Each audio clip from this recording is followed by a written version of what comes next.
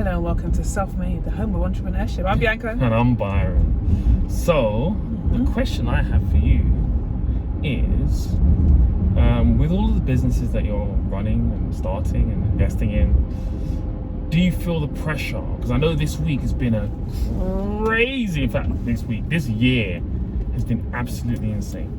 So my question is about pressure and stress. Is it one of the same thing? And how do you go about dealing with it?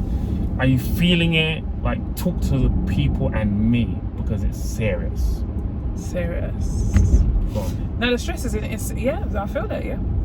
Yeah, I feel the stress, pressure.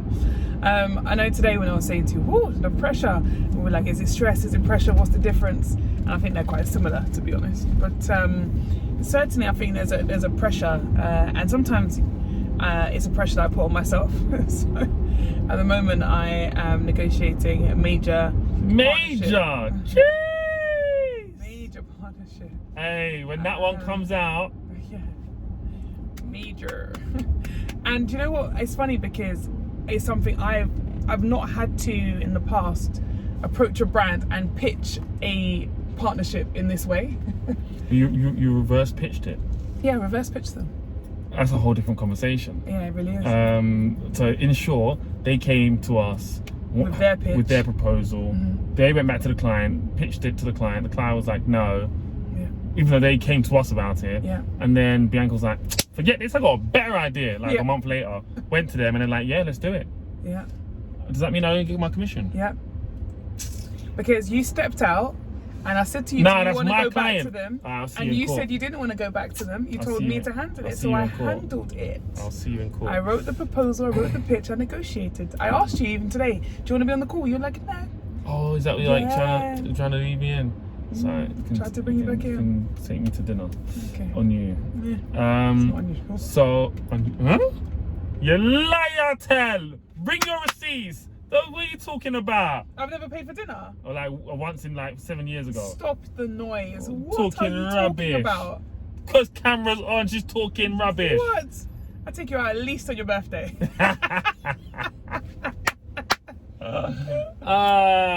Anyway, let's leave that right there. Yes, I'll give you that. Our dinner's a joint. We pay out a joint account. What's the point? It's fine. All right, so, continue. Pressure and stress. Okay, so let me maybe give you my kind of thought process on this. When I spoke to my business partner today, I was like, man, I'm under it right now. He goes, mate, the pressure. He goes, the pressure. And I was like, yeah, it's pressure. I think stress often comes when it's negative and there's little you can do about it. I don't think that's the definition. The definition, I think, are almost one of the same. Yeah. But what I'm saying is, I think stress, yes, I think people perceive it negatively. You say I'm stressed, it's not a positive feeling. That's true.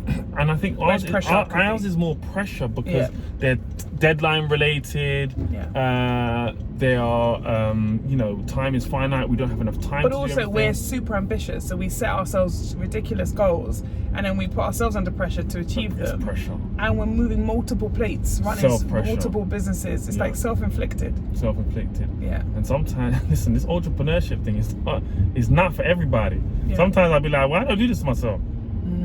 But you love it. But absolutely love it. You love it. I love the game. You love the pressure. I love the hustle. So yeah, at the moment I am, and the thing is, there's not one thing that I'm like, oh my god, I'm so stressed about it. It's just I just don't have enough time to do everything I want to do, and I'm trying to spin all the plates. So like the pressure is just immense right now. It's immense. So yeah. What are you gonna do to change that, Byron? So what I decided to do today, I said to myself, there's some things that I'm trying to do in a timeline to please other people and to serve other people, which is partially what I do. Mm-hmm. But they don't have to be done now.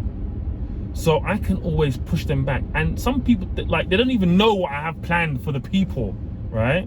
Like, for example, the crowdfunding thing I want to give to some of the mentees and stuff. Like, they don't even mind waiting for it, right? Because they don't even know it's coming or when it's coming. Yeah, sure. But I want to get it out there. I've written the program. I've gone behind the scenes. I've written the program, how to do crowdfunding, how to raise 6 figures. I've written a target for myself. I'm like, okay, cool. If I'm going to do this, why am I going to do this? So for me, I said, okay, I want to help people raise £1 million. Cool. How many people do I need to have that do 25K each, blah, blah, blah. So like, I've now put myself under pressure. I don't want to then just move on. I'm like, I can just knock that out in 12 weeks. You know, 12 Sundays or 12 Tuesdays or whatever it is. So I'm like, so it's just pressure that I'm giving myself. I used to go to that place. But why do you do that to yourself?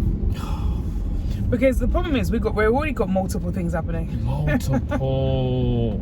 I'm not just blaming you. Crazy. I do the same. I just sometimes wonder, why can't I just, you know, stick to one? It's crazy. So anyway, give a tip. I want you to give a tip for the audience. Okay. How should they deal with pressure or stress? Okay, I'm looking at it like a to-do list, right? So if you wrote out all your to-do list and you say, okay, what would have the most greatest positive impact, right? What can I postpone and defer to a later date that will have very little to no impact? And sometimes when you start making a list, this is like more of a, I used to do this for time. So it's like, okay, when you start making that list of all the things that you're trying to do, all the things that have an impact, then you're like, okay, this one is a nice to have on a scale of 1 to 5. This one is a 5. I can push that back and do that another time. This one, and you start to really work out what's important, what has an impact, a positive impact on you, what will, if you leave it, will have a negative impact on you, and so on and so forth.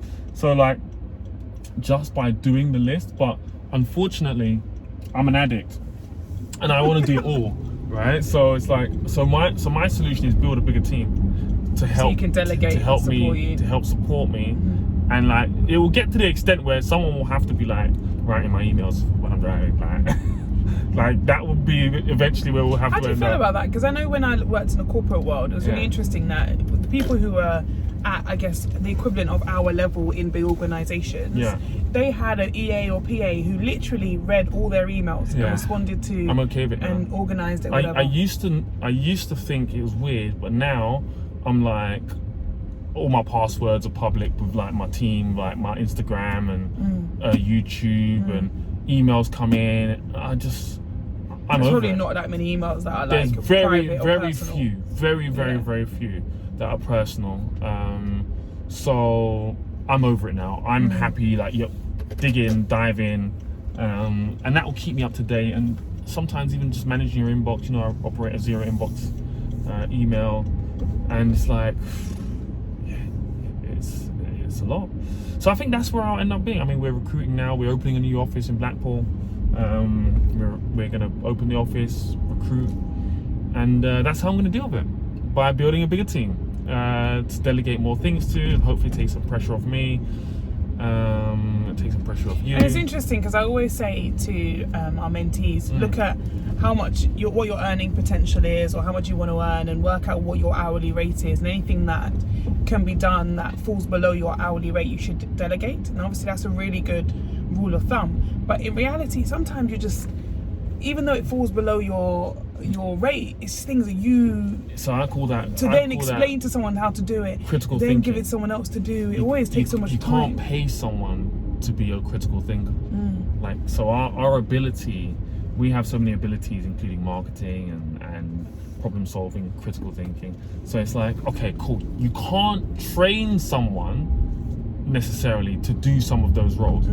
That's why when they call you, when my phone rings sometimes from some members of my team, it's a problem that they can't solve. You can't delegate that to anybody else. So tell me the problem, I'll go in my locker. I've already dealt with that years ago in my life, so I already know the answer and solution. But that's the thing, right? It's the knowledge. So I know there's some things I've delegated to people, and then they come back and I'm like, that's obvious. Why didn't you do that? Well, it's not obvious because I have that knowledge that I've had over years that have enabled me to think 2 steps ahead and consider those things. So which makes, I think, delegating hard sometimes. Especially if you're delegating to like an assistant or virtual, like it's not as easy as that, is it? Yeah. It's challenging. Challenging. But not impossible. But the pressure is part of the thing. So for those of you who chose this life, it's the life you chose. It's the life you chose. For those of you who have got your 9 to 5 and just laughing at us, listen. We love it. We love it. But I also am jealous of y'all. I was saying yesterday to E-Man yesterday that we're so busy, so many hours, working so many hours and so on, but it's the life you chose. And I said, but are you ever envious of that 9 to 5 you used to have? He was like, oh, I remember going home, I just closing my laptop at 5 and that was it, not opening again until 9. It's like, yeah, wasn't that fun? You never experienced that, did you? Me, no, not a 9 to 5, no. That's quite nice. Yeah? It was never 5 though. I think that's unrealistic. Must be nice. Yeah. Anyway. It's shutting down and not having anything to do afterwards. That sounds This sounds like that holiday you're telling me we're doing in June. Yeah, we're shutting down. Where you said you're going to not have your laptop. Yeah. We deserve it. Okay. I'm not even taking it. I should vlog that. So you're not going to take it with you? Are you going to take your iPad with you? Yeah, but I don't use Byron. You know I can't use my iPad like that though. Yes, you can. No, it's not the same. That's why you bought it, surely. It's not the same. Oh, Byron. That's like a quick little everything okay? But you can see all your emails. Yeah, but it's not the same. Oh, how is like, it? if I got my laptop, I'm working. If I got my laptop, I'm getting broke. I'm the digging out. iPad gives you the same access, right? Yeah, but it's to not the same documents in the cloud and all this stuff. That's what you sold me as the dream when you bought it, no? I had to give you a case. I'm stupid. I see. Got it. All right. Anyway, people, do you think there's a difference between stress and pressure? And are you feeling the stress and pressure of entrepreneurship? Your 9 to 5, Your side hustle, or just life? Drop below some comments of any videos that you want to see or hear from us. Until next time, I'm Byron. And I'm Bianca. And Self-Made is the home of entrepreneurship. Until next time. Bye.